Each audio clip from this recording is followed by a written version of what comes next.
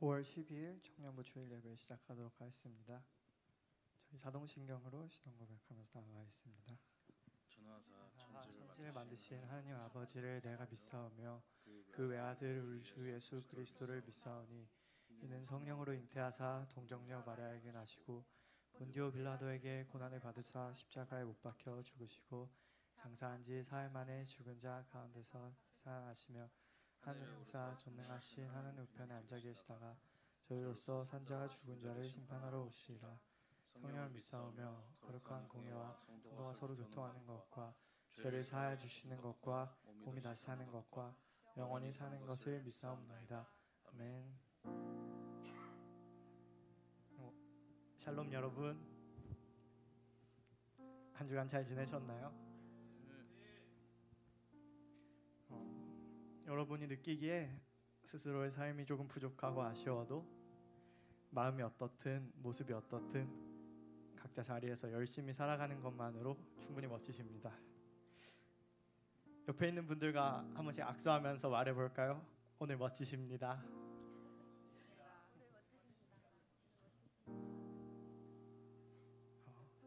개인적인 고백이지만 요즘 제 신앙도 많이 무너졌었습니다. 일상에 치여 큐티도 못하고 나이도 나이대로 먹어가면서 괜한 부담감도 느껴가고 있었습니다. 정말 우리가 삶을 설계하고 살아가는 것만으로도 벅차 시선이 주님께로부터 멀어집니다. 감사하지 못하고 우리 영이 아닌 육체가 원하는 대로, 그리고 지지난주 말씀처럼 이성의 눈이 멀어 그 지혜롭던 솔로몬이 이방신들을 마구 들여온 것처럼 우리가 보기 좋은 것을 하며 우리 지혜로 살아가려고 합니다. 항상 나를 위해 그 자리에 계시는 주님께 돌아가 주의 사랑 안에 순종하길 원하는 마음으로 주님은 상 같아서 다 같이 찬양하겠습니다.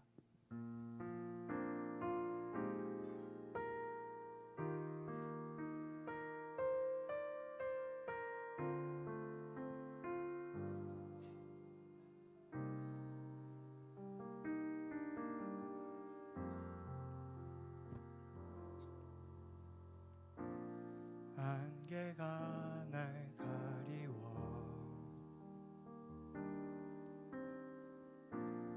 내 믿음 흔들리려 할 때 나 주님께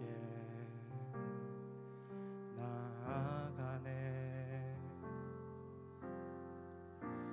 주님은 산 같아서 여전히 그 자리에 계셔. 눈을 들면 보이리라 날 위한 그 사랑. 주는 나의 도움이시며 주의 계획 영원하시네. 주의 위엄 앞에 믿음으로 순종해 예배드리리. 주님께서 나를 이끄시며 주가 항상 함께 하시네. 주의 사랑 앞에 믿음으로 순종해 예배드리리 영원히.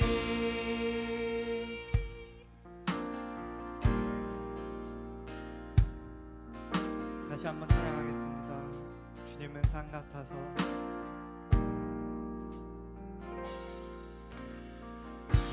주님은 산 같아서 여전히 그 자리에 계셔. 눈을 들면 보이리라 날 위한 그 사랑.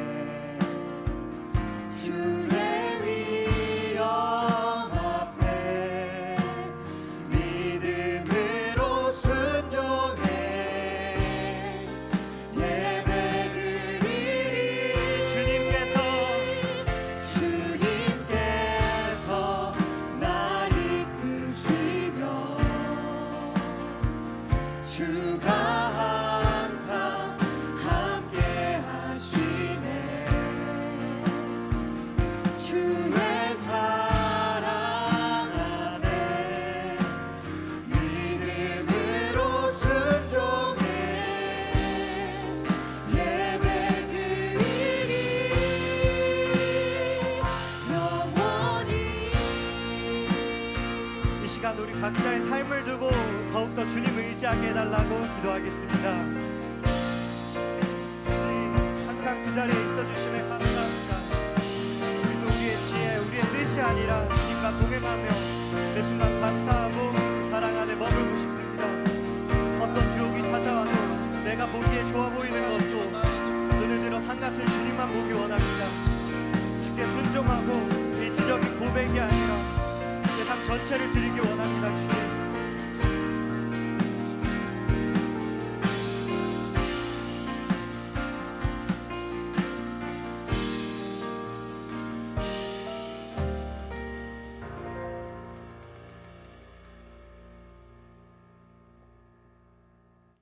다 같이 일어나서 찬양할까요?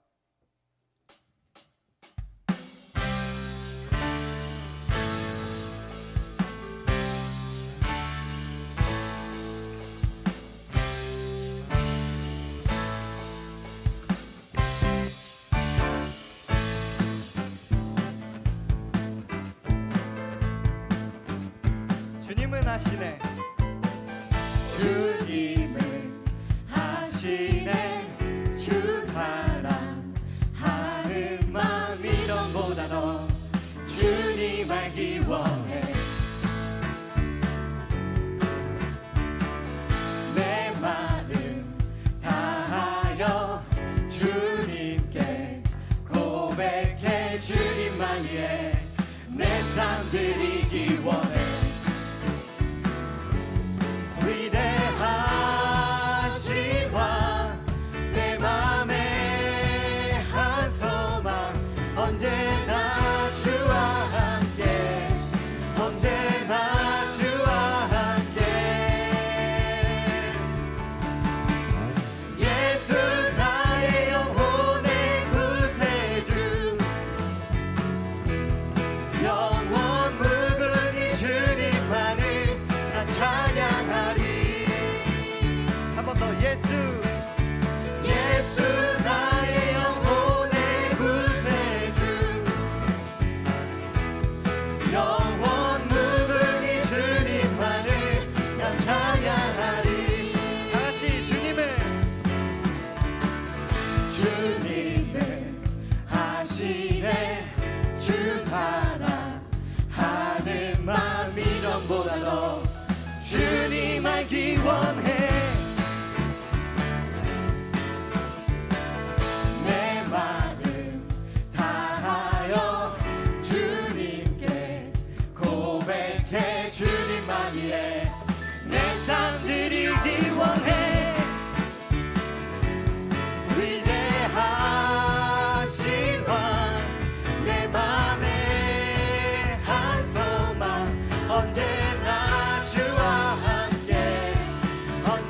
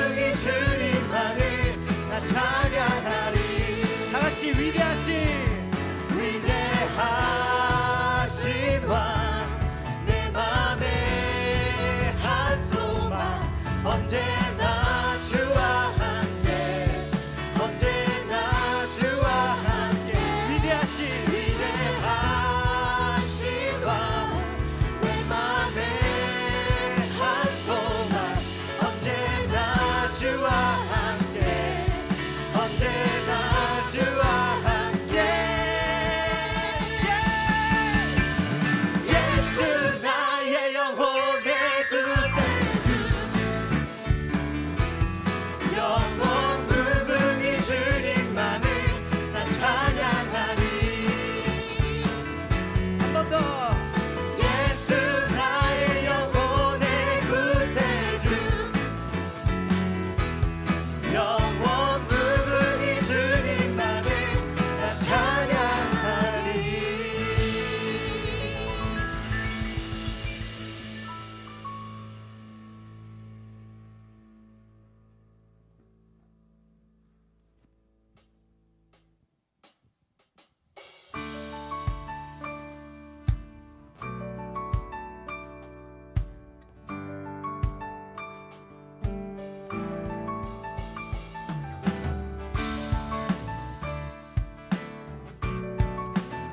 다 같이 감사한 마음으로 찬양하면 좋겠습니다. 찬양의 제사 드리며 주의 이름 안에서 주의 성소로 가네 영광스러운 이곳에 우리 기쁘게 왔네 거룩한 보좌 앞에서 따뜻함을 느끼네 우리 마음 경배하며 찬양의 제사 드리네 찬양의 제사 드리며 찬양의 제사 드리며 성소로 들어갑니다 찬양의 제사 드리며 성소로 들어갑니다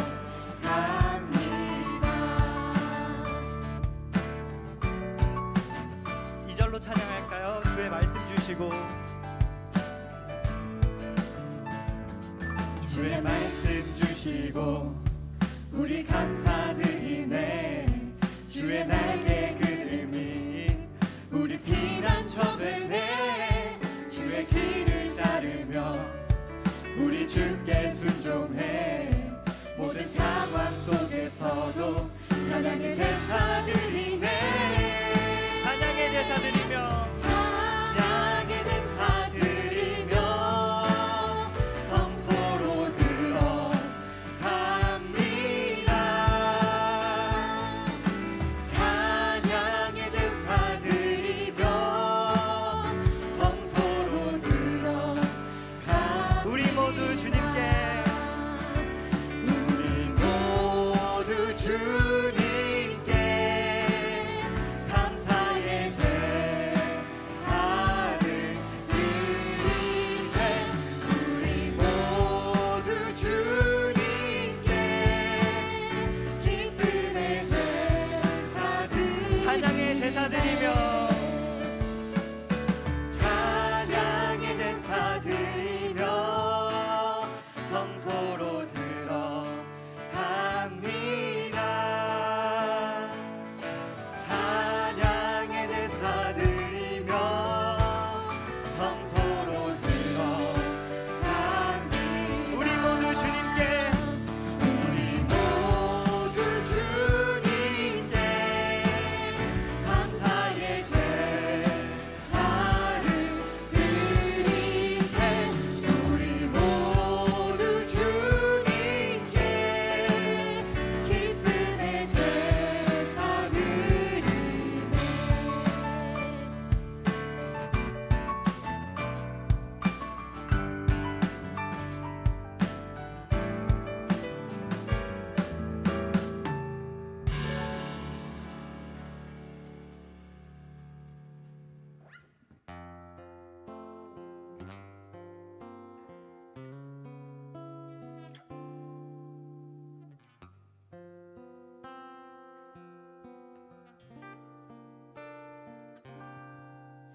나는 내 마음의 복음이 흥했던 곳에서 다시 아버지를 만나고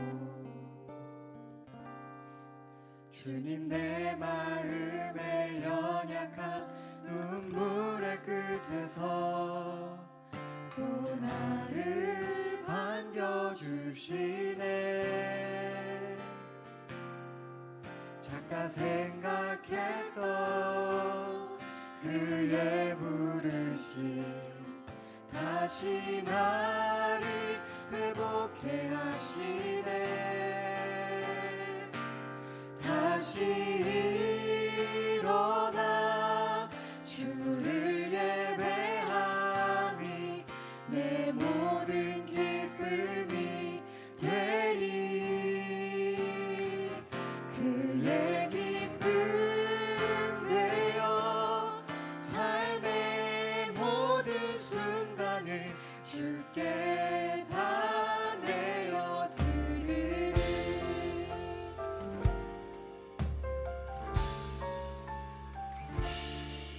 처음부터 찬양하겠습니다. 나는 내 마음에 나는 내 마음의 복음이 흥했던 곳에서 다시 아버지를 만나고 주님 내 마음의 연약한 눈물의 끝에서 또 나를 반겨주시네. 잠깐 생각했던 그의 부르심 다시 나를 회복해 하시네. 다시 일어나 다시 일어나 주를 예배함이 내 모든 기쁨이 되리. 그의 기쁨 되어 삶의 모든 순간을 주께 다 내어 목소리 높여 찬양할까요? 다시 일어나 다시 일어나 주를 예배함이 내 모든 기쁨이 되리. 그의 기쁨 되어 삶의 모든 순간을 주께 다 내어드리. 이 시간 우리 주님 앞에 뜨거웠을 때 다짐했던 각자의 마음 두고 다 함께 기도하겠습니다. 우리 마음이 정말 주님께로 돌아가기 원합니다. 주님 주변에 아쉬운 모습만 보았던 저희가 오히려 스스로의 신앙에 집중하지 못하고 불쑥불쑥 올라오는 교만한 마음들, 부정적인 것들을 묵묵히 십자가 지고 걸어간 주님처럼 우리도 각자의 십자가 지고 걸어가기 원합니다. 의무적으로 기계적으로 드리는 예배 말고 정말 우리의 모든 기쁨이 되는, 그래서 주님의 기쁨이 되는 성령의 불이 뜨겁게 임해 전심으로 주께 영광 돌리며 살아가게 하는 그런 예배 되게 하여 주옵소서. 힘들 때만 필요할 때만 찾는 기복신앙이 아니라 마음에 안 든다고 배척하고 싫어하는 것이 아니라 마음에 드는 사람만 골라서 아끼고 이편 내 편 가르는 게 아니라 특정한 것에 현혹되어 이랬다 저랬다 믿는 것이 아닌 주님 주신 삶의 모든 순간을 기꺼이 감사로 내어드리는 우리 되게 하여 주옵소서. 항상 그 자리에 계시는 주님처럼 예배함이 내 모든 기쁨이 되리. 그의 기쁨 되어 삶의 모든 순간을 주께 다 내어드리. 이 시간 김예윤 자매님 나오셔서 예배를 위해 기도해 드리겠습니다.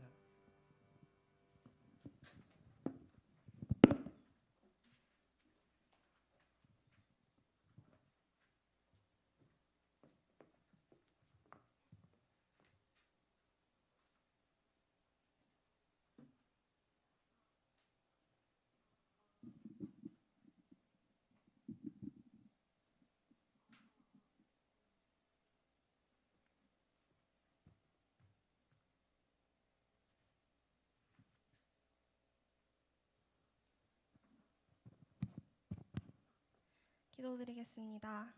사랑이 많으신 하나님 아버지, 오늘도 우리가 이 자리에 함께 모여 찬양하고 예배하고 기도드릴 수 있음에 감사합니다.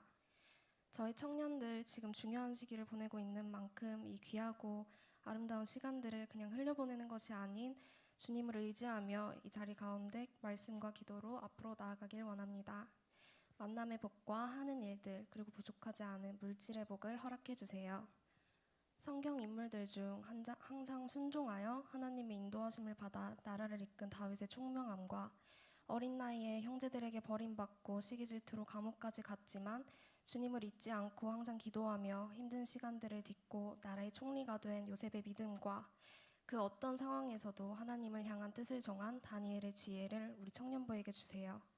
방황하고 힘든 순간에도 주님께 기도를 드릴 수 있는 청년들이 되길 원합니다. 어떤 일을 하던 직분이 뭐든 상관없이 하나님의 임재 안에서 살아가게 해주세요. 꺼지지 않는 성령의 불같이 뜨겁게 기도하고 뜨겁게 찬양하며 말씀의 은혜로 하나 되는 저희 청년부가 되게 해주세요. 목사님과 회장단, 리더들 그리고 또 많은 도움들 가운데 청년부가 작지만 조금씩 점점 더 부흥하고 있습니다. 앞으로는 지금보다 더 청년들이 말씀 속에서 은혜와 영광을 느낄 수 있는 공동체가 되게 해주세요. 교회 와서 말씀만 듣고 끝내는 게 아닌 그 말씀 속에서 주님의 뜻을 알고 구할 줄 아는 그런 깨어있는 청년들이 되게 해주세요. 주님의 계획과 섭리 가운데 이 자리에 계시는 서정훈 목사님께도 말씀의 지혜를 더하여 주시고 청년부뿐만 아니라 청소년부, 새벽기도 등 목회를 하는 매 순간순간마다 지치지 않게 해주시고 주님과 동행하게 해주세요. 때로는 이 세상의 방식에 따라 죄악 가운데 생활해오진 않았는지 돌아봅니다. 회개해야 할 게 있으면 납작 엎드려 주님께 회개할 줄 알고 주님의 뜻을 구하는 기도를 하게 해주세요. 내 기도와 성령의 기도는 다릅니다. 내 기도는 내 생각과 본성의 기도지만 주님의 원하심에 따라 기도하길 원합니다. 내 시선과 기준을 내려놓길 원합니다. 항상 주님의 더 큰 뜻이 있음을 믿습니다. 예수님께서 어느 날에 주님이 임할지 모르니 항상 깨어있으라고 말씀하신 것처럼 항상 깨어있길 원합니다. 기도에 감사함으로 깨어있길 원합니다. 살아가다 보면 행복한 순간들도 많지만 버거운 순간들도 있습니다. 그럴 때마다 시험에 들게 하지 마옵시고 주님의 길로, 옳은 길로 저희 청년부를 인도해 주세요. 자기 스스로 자기 자신을 높이는 삶을 사는 것이 아닌 하나님께서 높이는 삶을 살게 해주세요. 여기 모여있는 청년 한 명 한 명의 마음속에 성령의 충만함이 가득하길 바라며 모든 영광과 존귀가 아버지께 있음을 고백하며 예수님의 이름으로 기도드립니다. 아멘.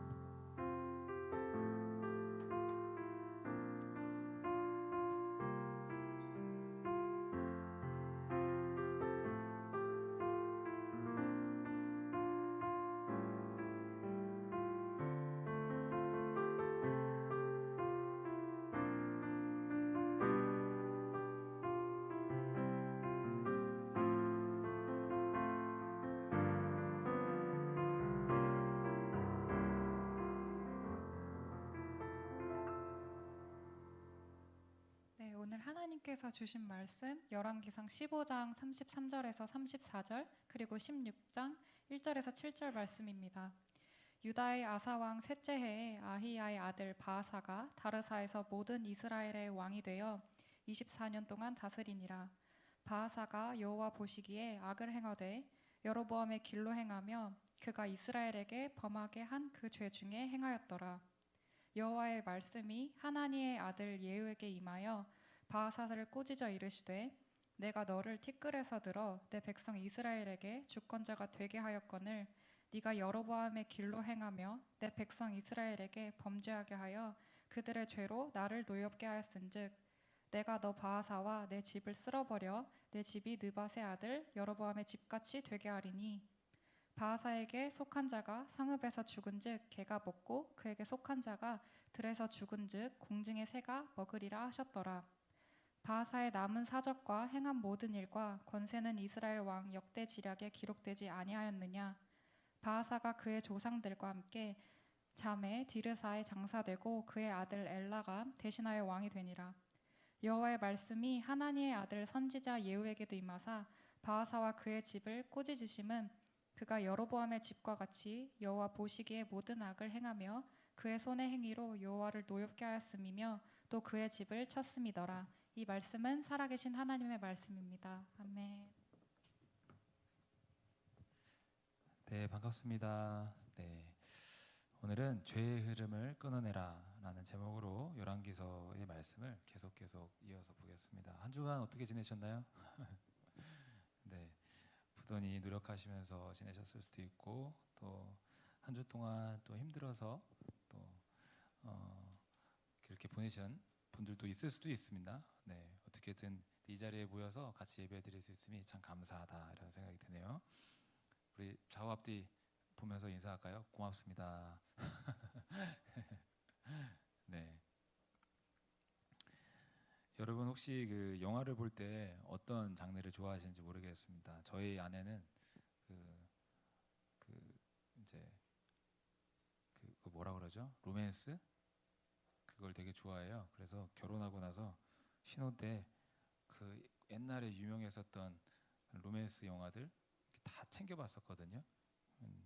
저 같은 경우는 이제 스릴러나 첩보물을 좋아하는데 맷 데이먼 주연의 본 시리즈를 굉장히 재밌게 봤기 때문에 뭐 대체로 남성분들이 첩보물 좋아하지 않으세요? 막 총 쏘고 차 타고 막 박살 나고 막 도로 위에 막 달리고 막 이러는 거 있잖아요. 첩보하면은 빼놓을 수 없는 것 중에 또 샤넬이 있습니다. 샤넬. 그 명품 브랜드 샤넬 그 사람이 맞습니다. 예. 프랑스 패션계 데모였던 샤넬이 2차 세계대전 당시 나치 독일의 스파이였다라는 공식 문서들이 확인이 되면서 사망할 때까지 자기는 스파이 아니라고 전면 부인했었는데 소문만 무성했는데 스파이로 활동했던 게 분명하게 알려지게 됐죠. 첩보와 관련된 또 다른 흥미로운 것들을 첩보하면은 이스라엘의 정보기관 모사드를 빼놓을 수 없습니다. 미국 CIA, 영국 MI6 이렇게 더불어서 대표적인 정보기관인데 유대인 학살을 주도했던 아돌프 아이히만이 2차 세계대전이 끝나고 세탁을 신분하고 저 남미에 갔었을 때 추적해가지고 10수년 만에 잡아가지고 재판을 열게 했던 그 정보기관이 바로 모사드입니다. 모사드. 제가 서두에 이런 스파이나 정보기관, 뭐 첩보 활동 이런 이야기를 한 까닭이 뭐냐면 우리는 이제 그 첩보와 같은 이런 비밀스러운 일들, 뭔가 어떤 사건의 비하인드 스토리, 어떤 결과가 있기까지 정말 속 사정들, 누가 누구를 만났는데 사실은 누가 이렇게 소개시켜줘서 만난 거야 라든지 뭔가 이런 비하인드 스토리를 참 좋아하죠. 속사정을 참 좋아하는 것 같습니다. 어떤 일, 보여지는 어떤 일, 그 이면 속에 있는 이야기들, 스파이 이야기를 좋아하고 첩보 이야기를 좋아하듯이 그 어떤 사건 안에 있는 진짜 이야기를 알고 싶어하는 경우들이 우리가 참 많이 있어요. 그래서 뭐 요즘에는 잘 안 뜨는 것 같은데 디스패치인가요? 그런 거 많이 봤었어요. 그래서 야 누가 누구랑 만났는데 헤어졌다더라. 근데 속사정을 뭐 디스패치에서 다 알려주니까 잘 보고 했었던 것 같고요. 근데 이제 이 얘기를 왜 했냐면 우리가 이제 다루고 있는 이 이스라엘 역사 속에서 특별히 이스라엘이 남과 북으로 나뉜 이 사건 속에서 남과 북이 진짜 갈려졌던 이유, 그 비밀스러운 속 이야기가 무엇일까라는 겁니다. 아마 이 질문에 어떤 이들은 이스라엘의 왕이었던 르호보암이 정치를 잘못했기 때문 아니냐, 여로보암이 쿠데타를 일으켰기 때문이 아니냐, 뭐 이렇게 이야기를 할 수 있을 겁니다. 백성들은 노역과 세금에 시달리다가 르호보암 왕에게 이 무거운 짐들을 우리에게 좀 덜어주십시오, 좀 가볍게 해주십시오, 우리가 너무 힘듭니다 라고 하소연했을 때에 르호보암 왕이 나는 그럴 마음이 추호도 없다, 더 강하게 밀어붙일 거다 하니까 더 이상 참지 못하고 여로보암이 쿠데타를 일으키고 르호보암은 남쪽으로 쫓겨나서 남쪽에서 르호보암 왕이 남유다를 세우고 또 북쪽은 여로보암 왕이 세우고 이래서 남과 북이 세워졌다 이렇게 할 수 있겠지만 맞는 말이지만은 진짜 속 이야기가 있다라는 거예요. 진짜 남과 북에 갈려진 진짜 속 이야기가 있다라는 겁니다. 그것이 무엇이냐? 하나님 앞에서 범죄했던 솔로몬의 죄악 때문이었다. 하나님을 떠나 우상을 숭배한 죄악 때문에 남과 북으로 나누게 되었다라는 거예요. 하나님은 솔로몬을 비롯해서 그 전에 사울 왕, 다윗 왕 세우시면서 왕은 세우지만 이 나라의 진정한 왕은 하나님이시다라고 했었습니다. 오직 이 나라의 왕은 하나님이시고 온 백성들은 왕이신 하나님의 말씀을 따라서 살아야 된다. 신정 국가를 말씀하셨습니다. 그런데 솔로몬은 하나님을 왕으로 삼지 않고 온 우상을 나라에 데리고 와서 가지고 와서 우상의 나라로 바꿨어요. 그로 인해서 나라가 멸망의 길로 가고 하나님께서 그 죄악 때문에 남과 북으로 나누게 할 것이다 라고 하셨습니다. 이제는 르호보암이 남유다를, 여로보암이 북이스라엘을 다스리면서 왕조가 따로따로 계속 이어지는 거예요. 남쪽은 남쪽대로, 북쪽은 북쪽대로. 한반도 같은 경우도 분단 국가니까 북쪽 같은 경우에는 김일성, 김정일, 김정은 이렇게 이어지고 백두혈통 뭐 이러면서 백두혈통, 아이고, 우습다 진짜. 그죠? 예, 다 헤쳐먹고 말이야. 다 죽어가고 있는데 그게 사람이 할 짓이 아닌데 그렇게 하고 있죠. 남은 이승만부터 시작해서 쭉 이어져서 뭐 대표적으로 박정희, 뭐 노무현, 뭐 김대중, 뭐 윤석열까지 이렇게 남한의 지도자들이 이렇게 이어지고 있는데 이스라엘도 마찬가지로 남은 남대로 북은 북대로 이렇게 왕위가 계승이 됩니다. 그런데 이 남과 북이 갈린 다음에 계속 전쟁을 했다는 거예요. 기록에 의하면 열왕기상 15장 6절의 기록을 보면은요, 띄워주실 수 있나요? 열왕기상 15장 6절. 네. 같이 한번 볼까요? 시작. 르호보암과 여로보암 사이에 사는 날 동안 전쟁이 있었더니, 남과 북이 갈려졌는데요, 계속해서 전쟁이 있었대요. 당연하지, 남과 북이 사이도 좋지 않고 당연히 전쟁이 있는 거 아니냐라고 생각할 수 있겠지만 전쟁은 하나님의 뜻이 아니었습니다. 하나님은 전쟁하지 말라고 명하셨습니다. 왜냐하면 하나님 보시기에 남과 북은 갈리긴 했지만 형제 나라이기 때문에. 열왕기상 12장에 보면 이런 내용이 있어요. 여로보암과 백성들이 북쪽에서 이 르호보암 왕을 쫓아냈잖아요. 르호보암 왕이 남쪽으로 와서 남유다를 세웠잖아요. 근데 이를 가는 거예요. 내가 다시 북쪽을 되찾으리라. 내가 이렇게 쫓겨났지만 내가 잃어버렸던 이 왕의 권세를 되찾으리라 해서 18만 명의 군사를 모아서 출전을 하려고 하는데, 그때 하나님의 음성이 르호보암에게 들리는 거예요. 뭐냐? 싸우지 말아라. 싸우지 말아라. 남과 북이 갈리게 된 것은 나 때문에 이렇게 된 것이다. 내가 이렇게 한 것이다. 라고 했어요. 형제끼리 싸우지 말라. 그냥 남과 북이 갈리게 된 건 나 때문에 된 일이니까 그냥 남은 남대로 북은 북대로 이렇게 살아라 라고 했었다는 거예요. 그런데 방금 본 말씀처럼 어떻게 돼 있어요? 계속 전쟁하는 거예요. 하나님의 뜻을 어기는 거예요. 여러분, 사람은 참 왜 이럴까요? 하나님의 뜻을 알아도 순종을 안 하고, 몰라서 또 순종을 안 하고. 왜 하나님의 뜻을 이렇게 어길까요?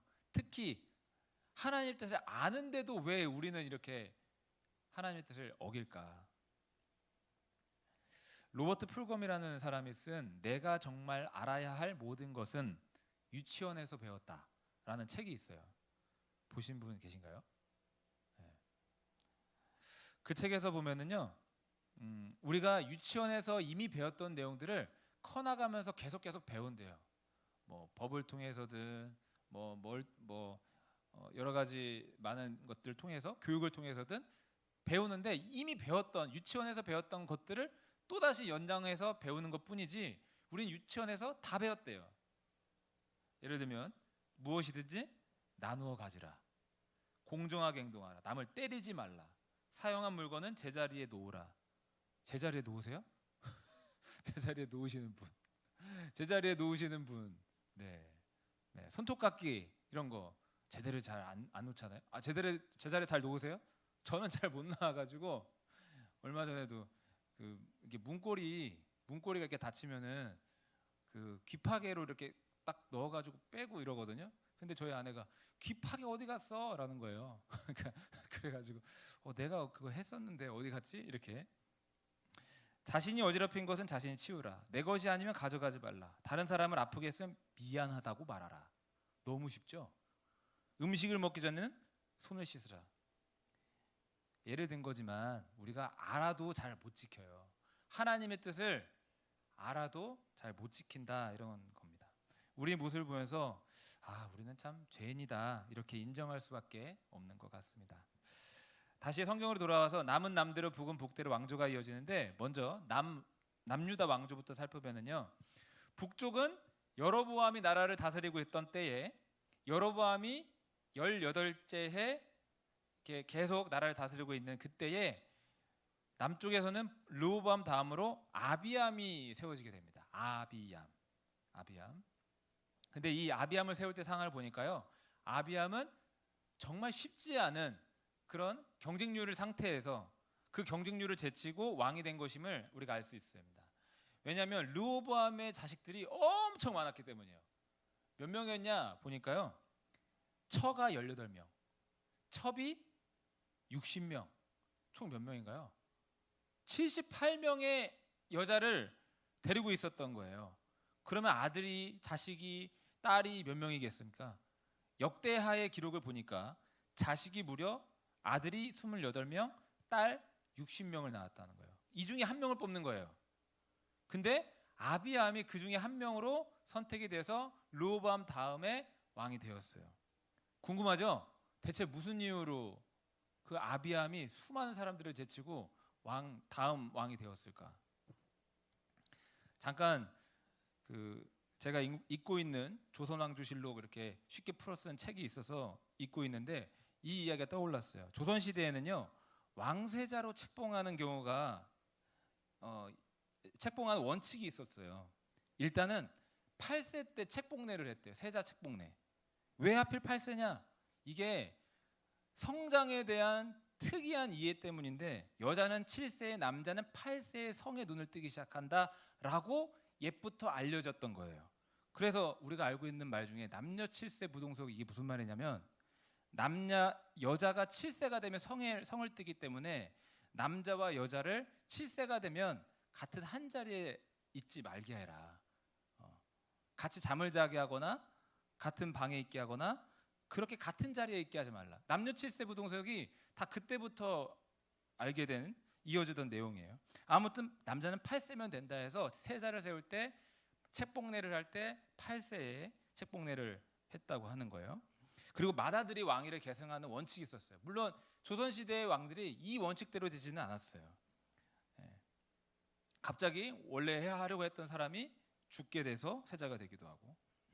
아무튼 조선시대도 나름 맏아들과 8세의 세자를 세우고 여러 방식이 있었는데, 이 남유다 같은 경우는 르호보암이 아닌 르호보암 다음에 아비암이 어떻게 해서 수많은 다른 아들들을 제치고 왕이 되었을까? 성경의 기록을 보니까 굉장히 쉬운 이유였어요.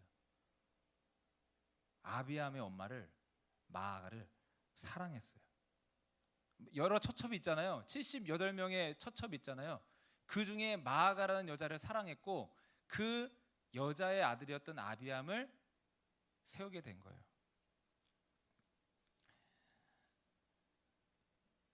역대하 11장 21절 22절 있나요? 네, 한번 볼게요. 시작.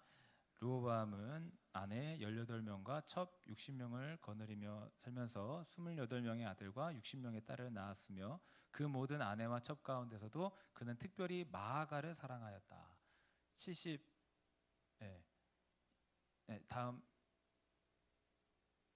다음이요. 그래서 그는 마아가가 낳은 아들 아비야에게 장자권을 주어 그에게 자기 왕위를 물려주었다. 아비야라고 되어 있지만 어떤 이제 번역 열왕기상에서는 아비암이라고 하고 역대하에서는 아비야라고 하는데, 이렇게 많은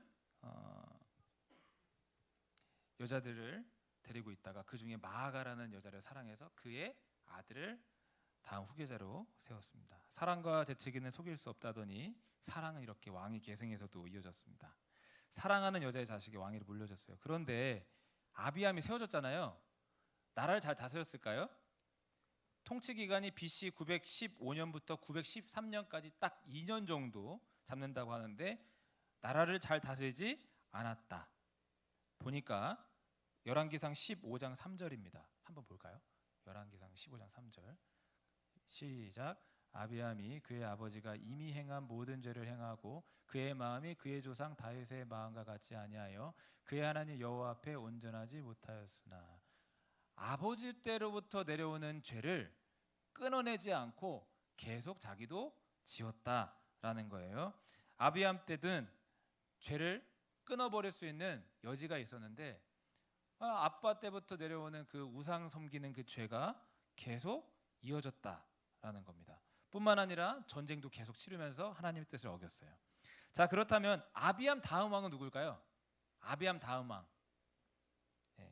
성경 묵상을 계속 하셨던 분이라면은 아마 아실 텐데 바로 아사 왕이 세워지게 됩니다.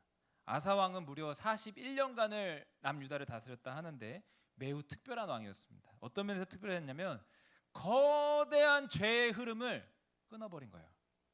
부모 때부터 계속 내려오던 그 우상 숭배의 죄악을 나는 범하지 않겠다 하면서 나라의 모든 우상들을 철폐하고자 했습니다. 다 부수고 깨고 버리고 태우고 모든 우상을 다 박살낸 겁니다. 성경의 기록에 따르면 그의 마음이 하나님 앞에서 온전했다 이렇게 기록이 있습니다. 15장 14절 한번 볼까요? 제가 같이 읽습니다. 시작. 다만 산당은 없애지 아니하니라. 그러나 아사의 마음이 일평생 여호와 앞에 온전하였으며. 물론 그의 행적 중에 아쉬운 부분이 있었어요. 우상을 섬기는 그 예배당 같은 곳을 산당이라고 하는데 그 산당을 없애지는 않았지만은 그의 마음이 하나님께로 향하여서 아까도 말했던 것처럼 우상들을 철폐하기 시작하는 거예요. 다 부숴버리는 거예요. 나라에 흐르는 거대한 죄의 흐름을 바꾸려고 했던 겁니다. 그가 한 일 중에 하나로서 태우의 위를 패한 사건이 아주 유명한 사건입니다. 어머니가 혐오스러운 아세라상을 만들었는데 여신이죠.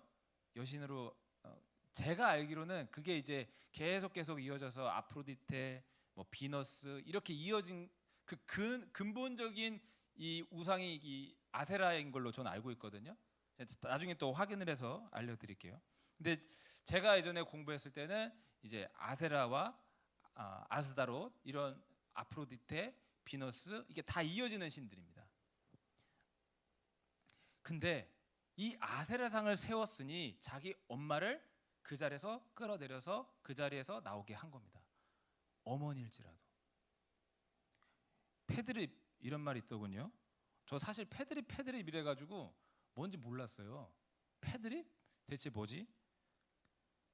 이게 가족은 건들지 말자 하는데 가족을 건드는 어떤 모욕적인 발언 이런 걸 패드립이라고 하더라고요.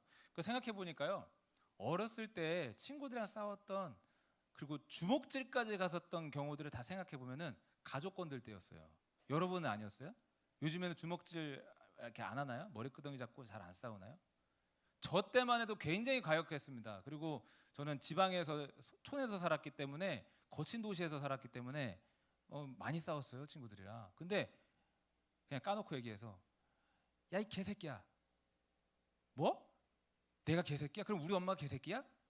거기서 멈춰야 되는데 욕했던 애가 그래 네 엄마도 개다 라고 하는 순간 주먹이 날아가는 거예요. 제가 생각할 때 모든 싸움들이 거의 그런 식으로 진행이 됐던 것 같아요.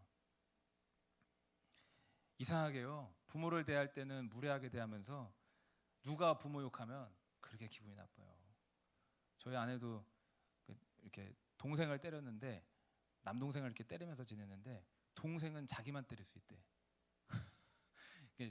다른 사람이 내 남동생을 때릴 수는 없어. 나만 때릴 수 있어. 이게 참 이상한 심리인 것 같은데요. 저도 이렇게 얌전해 보이잖아요. 근데 어느 한 날은 이렇게 시장을 가는데 저희 어머니랑 같이 단둘이 시장으로 가고 있었는데 어떤 차 뒤에서 이렇게 가고 있었어요. 근데 갑자기 차가 후진을 하는 거예요. 갑자기. 그래서 저희 어머니가 치일 뻔했어요. 제가 근데 뭐 여러분도 아시겠지만 얌전하거든요. 크게 뭐 이렇게 소란을 피우는 스타일은 아니거든요. 근데 성큼성큼 가가지고 엄마 건드렸다고 제가 당신 운전 그렇게 한 거 아니라고 막 그랬던 적이 있어요.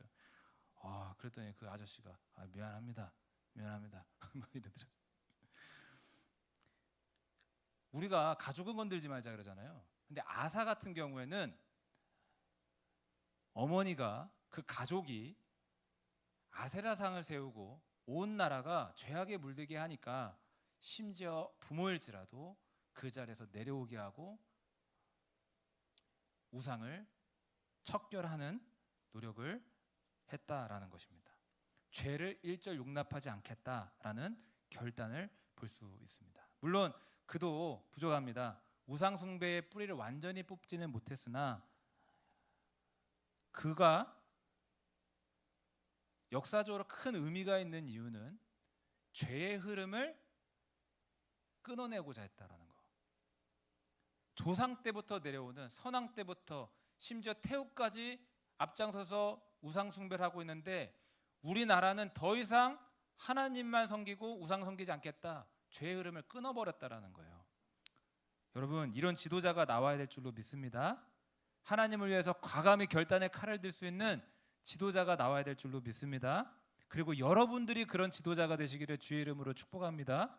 여러분들이 힘과 영향력을 갖춘 다음에 하나님을 위해서 살자고 선한 영향력을 끼치는 그런 사람들이 되시기를 간절히 바라요. 베르테르 효과라고 들어보셨나요? 베르테르 효과라고?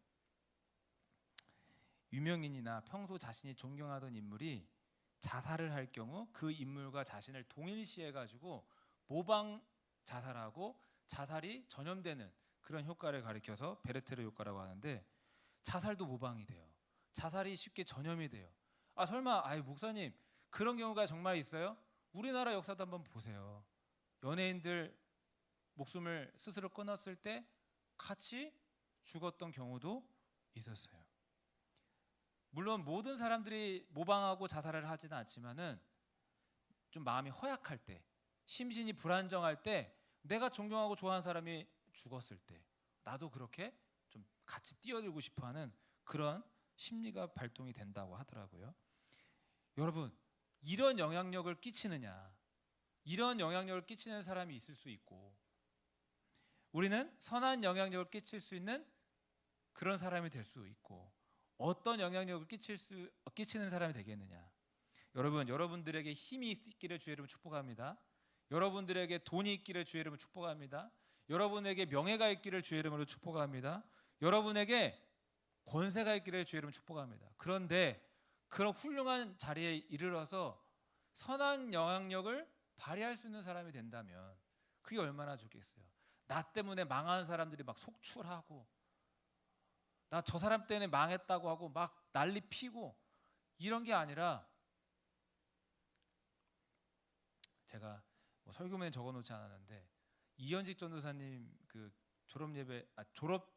졸업식에 제가 갔었어요. 감신에 갔는데 정말 오랜만에 그 제가 20대 때 전도사로 있었던 교회의 한 권사님을 만나게 됐어요. 이분을 정말 오랜만에 만났어요. 그래서 어떻게 오셨냐 했더니 내 아들이 감신을 갔다는 거예요. 졸업을 했다는 거예요. 이제는 연세대학교 신학대학원을 가려고 준비하고 있다는 거예요. 가기로 결정이 됐다는 거예요. 너무 잘 됐다고. 너무 잘 됐다고. 근데 정말로 제가 감사한 거는 제가 그 아이들을 위해서 기도를 뿌려놓은 게 있었거든요. 늘 그들에게 예수님의 복음을 전하고 아직도 기억이 나요. 그 친구가 막 맨날 까불까불 거리다가 친구들한테 은혜 받고 나서 막 줄 서 막 선생님들 막 도와주고 막 그랬던 게 기억이 나는데 언제 커가지고 하나님의 일을 하는 선한 영향력을 끼치는 사람이 되겠다고. 여러분, 선한 영향력을 끼칠 수 있는 사람들이 다 되시길 주의 이름으로 축복합니다. 그리고 또 한 가지 이 아사의 개혁에서 생각해 볼 게 뭐냐면 거대한 악의 흐름을 끊어낼 수 있느냐. 오래된 죄, 반복된 죄, 습관적인 죄, 그래서 고의적으로 범하게 되는 죄. 우리는요, 죄의 습관대로 관성대로 살게 되는 경우들이 많이 있잖아요. 근데 그걸 끊어낼 수 있는 용기와 결단이 우리에게 있느냐. 저는 잘났냐 이런 얘기하려고 하는 게 아니라 우리가 이 죄의 흐름을 끊어야 돼요. 끊기를 주의 이름으로 축복합니다. 남유다가 이렇게 왕이 바뀌고요. 아사 왕 때 개혁이 일어나는데 그러면 북쪽의 사정은 어땠을까요? 길게 하지 않을게요. 북쪽은요. 여로보암 다음에 나답이 왕이 됩니다. 나답은 나라를 잘 다스렸을까? 아닙니다. 그도 역시 조상 때부터 내려오는 우상 숭배를 계속 하게 됩니다.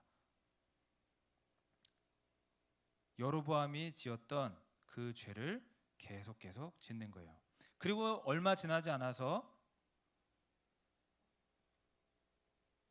암살을 당해요. 2년도 채우지 못하고요. 바하사라는 사람에 의해서 암살을 당해요. 여로보암, 나답, 그 다음에 바하사가 왕이 되는 거예요. 바하사는 BC 908년부터 886년까지 24년간 다스린 것으로 알려져 있습니다. 그 바하사에 대한 기록이 오늘 성경에 기록이 되어 있는데요. 15장 33절, 34절 한번 읽어볼게요. 거의 끝났습니다, 여러분. 같이 읽어볼게요. 유다의 아사 왕 셋째 해에 아이야의 아들 바하사가 디르사에서 모든 이스라엘의 왕이 되어 24년 동안 다스리니라. 바하사가 여호와 보시기에 악을 행하되 여로보암의 길로 행하며 그가 이스라엘에게 범하게 한 그 죄 중에 행하였더라. 여러분 무슨 말인지 이해되시죠? 조상 때부터 내려오는 그 우상 숭배의 죄를 그대로 답습했다라는 겁니다. 죄를 끊어내지 못했다. 그 결과 바하사는 어떻게 되었을까? 하나님께서 심판을 행하신 것입니다. 성경의 기록을 보니까요. 제가 이번 한 주간 동안에 성경을 이렇게 읽어가면서 그냥 한마디로 정리를 했어요. 오늘 설교 제목 그대로. 죄의 흐름을 끊어내야 되겠다.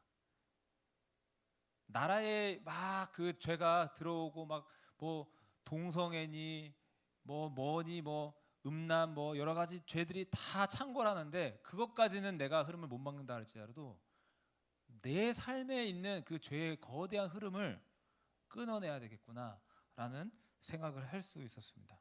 여러분 죄의 흐름을 끊어냅시다. 아멘. 네, 그거면 돼요. 그냥 저는 이번 주에 말씀 묵상하는 게 어렵지 않았던 것 같아요. 조상 때부터 이어져 내오는 그 죄를 끊어낸 왕이 있고 끊어내지 못한 왕이 있는데 나는 죄를 끊어내야 되겠다. 이 시간 여러분 권면합니다. 습관적인 죄, 반복적인 죄, 고의적인 죄를 끊어낼 수 있는 저와 여러분들이 될 수 있기를 진심으로 축복합니다. 우리가 저도 청년의 시기를 보내왔지만 이미 그로기 상태일 수 있거든요. 밑바닥까지 가서 내가 더 이상 어떻게 하겠어. 더 이상 어떻게 하겠어. 제 이야기하고 마칠게요. 이번 주 바쁜 한 주였는데요. 금요일 날 저녁에 철회를 하는데 이제 기도합시다 하고 기도를 딱 들어가는데 기도가 안 나오는 거예요. 왜 그럴까 생각해 봤더니 한 주간 동안 기도를 너무 안 한 거예요. 여러분 저를 위해서 기도해 주세요. 한 주간 동안 바쁘다고 정말 바빴거든요. 정말 바빴어요. 근데 그것 때문이었을 수도 있지만 어쨌든 간에 기도를 안 했어요. 그러니까 이제 기도가 안 나오는 거예요. 기도를 하려고 하니까. 그래서 하나님 앞에 그런 기도했네요. 하나님, 기도가 안 나와요. 제가 제 영이 너무 막혀 있나 봐요. 하나님이랑 관계가 열릴 수 있기를 바랍니다. 그런 식의 기도를 했거든요. 여러분, 죄가 하나님과 우리의 관계를 가로막고 있다면 그 죄를 버려버리고 떠나고 아사 왕처럼 정말 부셔버릴 수 있는 그런 여러분들과 제가 되길 바랍니다. 그리고 가장 기억해야 될 건 뭐냐면 예수님을 늘 바라보는 거예요. 예수님을 늘 바라봅니다. 예수님이 우리의 죄를 용서해 주시는 것뿐만 아니라 우리 안에 계시면서 죄를 이길 수 있는 능력을 실제로 주시는 거거든요. 죄에서 자유를 얻게 함은 할 때 그 죄에서 자유를 얻게 한다는 게 대체 무슨 의미일까요, 여러분? 대체 무슨 의미일까요? 아, 죄를 용서해 주시나 보다. 이것은 복음의 한 면일 뿐이지 실제로 복음은 우리를 죄에서 자유하게 해주는 겁니다. 죄를 이기게 해주는 게 바로 복음이라는 거예요. 예수님이시라는 거예요. 예수님을 늘 바라보면요 우리가 죄에서 자유함을 얻을 수 있습니다. 그분이 죄를 보게 하시고요, 바른 길을 보게 하시고요, 죄를 이길 수 있는 능력을 주시고요. 우리 힘으로 하는 게 아니에요. 늘 예수님을 바라볼 때 그분이 내 안에서 죄를 보게 하시고 죄로 가던 길에서 멈추게 하시고 돌아서게 하시고 의롭게 살 수 있도록 역사하시는 거예요. 우리 힘으로 하는 게 아니라 내 안에 계신 그 예수님이, 세상 온 만물을 창조하신 가장 크신 능력의 예수님이, 나를 위해서 십자가를 지실 정도로 나를 지독히 사랑하시는 그 예수님이 나를 그렇게 도와주시는 거예요. 예수님이 우리를 영원한 생명으로 이끄신다 이렇게 생각하잖아요. 저는 예수님을 믿으면요 하나 이렇게 뭐가 떨어지는 줄 알았어요. 옛날에는 아, 예수님을 믿으면 너 나 믿었구나, 그 보답으로 너에게 영생을 줄게 이렇게 생각을 했거든요. 아, 근데 그게 아닌 거예요. 영생이라는 건 무슨 의미냐면요, 예수님이 너는 나와 영원히 함께하자, 나는 너를 그만큼 사랑한다는, 영생이라는 의미를 어떤 취득하는 어떤 그 무엇인가로 생각을 했었다가 사랑의 개념으로 완전히 바뀌어 버렸거든요. 영생이라는 건 대체 뭘까요? 예수님을 믿는 자에게 내가 너와 영원히 함께하고 싶다라고 해서 주는 게 바로 영생입니다. 그 영생에 이르기까지 거기 영원한 생명을 가져야 하니 죄를 이기게 해주겠다, 사망을 이기게 해주겠다. 그게 예수님의 복음입니다. 여러분, 나는 예수를 믿었으니 영생을 얻었다, 이걸로 끝나는 것은 제대로 된 복음이 아니라 예수님이 내 안에 계셔서 죄를 이기고 예수님과 영원히 사는 겁니다. 여러분, 오늘 이제 딱 저 시계로 1시 말씀을 마무리하게 되는데요. 거대한 죄의 흐름 속에서 휩쓸려 가지 아니하며 예수님과 함께 죄의 흐름을 이겨낼 수 있는 저와 우리 모든 청년들 되시기를 진심으로 바라고 소망합니다. 기도하겠습니다. 우리 찬양하고 기도하겠습니다.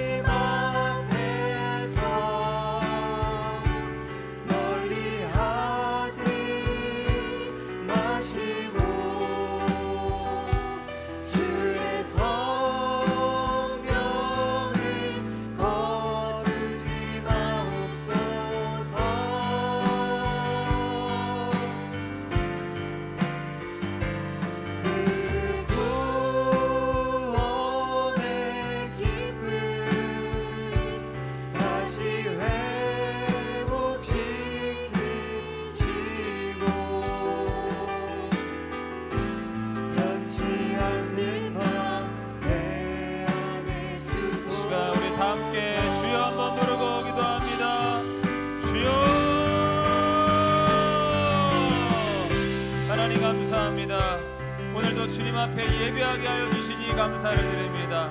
하나님, 우리가 죄의 흐름을 막아서고 그 죄의 흐름을 거스르며 모든 죄악을 벗어버릴 수 있는 진정한 믿음의 사람들로 세워질 수 있도록 도와주시옵소서.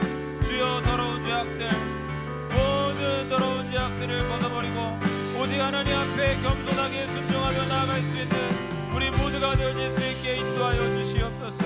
주여, 마음의 청결함을 더하여 주시옵시고 모든 죄악을 벗어버리고 모든 죄악을 끊어내고 나아갈 수 있도록 도와주시옵소서. 하나님 앞에서 선한 영향력을 끼칠 수 있는, 많은 사람들 앞에서 선한 영향력을 끼칠 수 있는 사람이 될 수 있도록 도와주시옵소서. 어둠의 권세 예수님의 이름으로 명한다. 이 시간 떠나갈지어다. 우리의 삶 속에서 예수님의 이름으로 명할 때 떠나갈지어다. 예수님, 주님, 우리로 하여금 죄를 이기게 하시고 오직 하나님의 뜻대로 살아갈 수 있도록 도와주시옵소서. 예수, 오직 예수님, 예수님, 예수님 의지합니다. 주님 도와주시옵소서. 우리로 하여금 주님 승리할 수 있도록 이끌어 주시옵소서.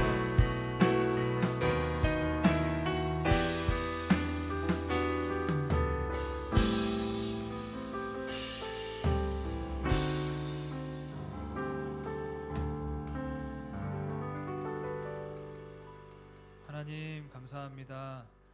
하나님 앞에서 죄악의 모든 흐름들을 끊어내고 하나님 앞에 순결하고 정결하게 살아갈 수 있도록 도와주옵소서. 하나님 앞에서 또 사람 앞에서 선한 영향력을 끼칠 수 있는 사람들 되게 하시고 하나님이 주신 영향력을 가지고 많은 사람들을 하나님께로 이끌어가는, 많은 사람들을 살리는 그런 사람들 다 되어질 수 있도록 도와주옵소서. 감사드립니다. 살아계신 예수님의 이름으로 기도합니다. 아멘. 봉헌하겠습니다. 다시 자리에서 일어나서 봉헌 전하겠습니다.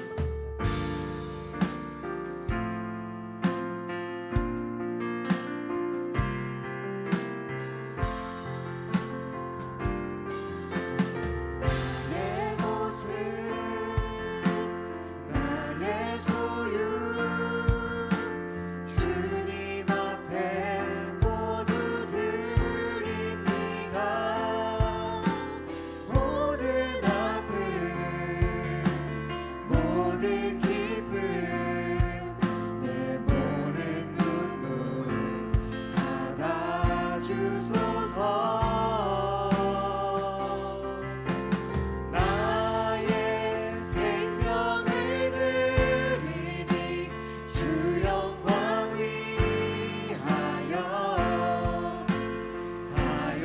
사용하옵소서. 내가 사는 날 동안에 주를 찬양하며 기쁨의 제물 되리. 나를 받아주소서.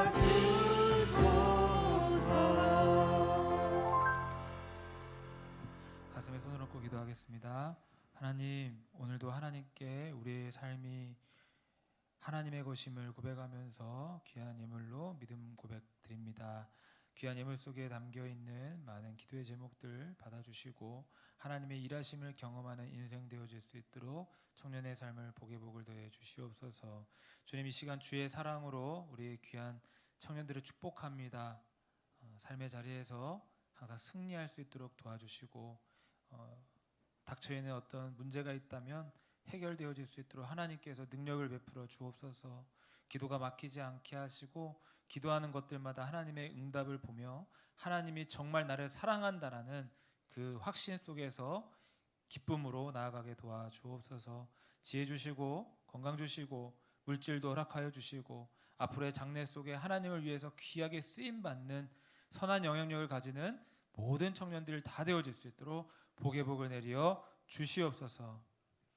주 예수 그리스도의 크신 은혜와 하나님 아버지의 거룩하신 사랑과 성령님의 인도 교통하심이 이곳에 모여 하나님을 예배하며 나아가는 모든 청년들 위해 영원토록 함께 있기를 축원하옵나이다. 아멘.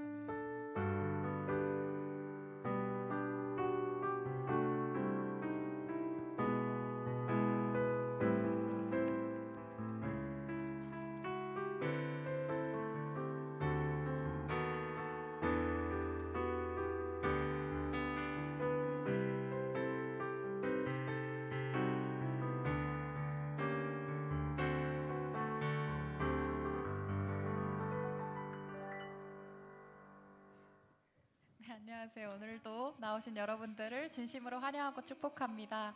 아직 출석 체크 못하신 분들은 지금 잠깐 시간 드릴 텐데 출석 체크 해주시면 감사하겠습니다. 그래도 제가 매주 확인하고 있는데 정말 많이들 출석 체크 해주고 계셔서 너무 감사드리고요. 출석 체크 지금 잠깐 시간 드릴 텐데 못하신 분들은 해주세요.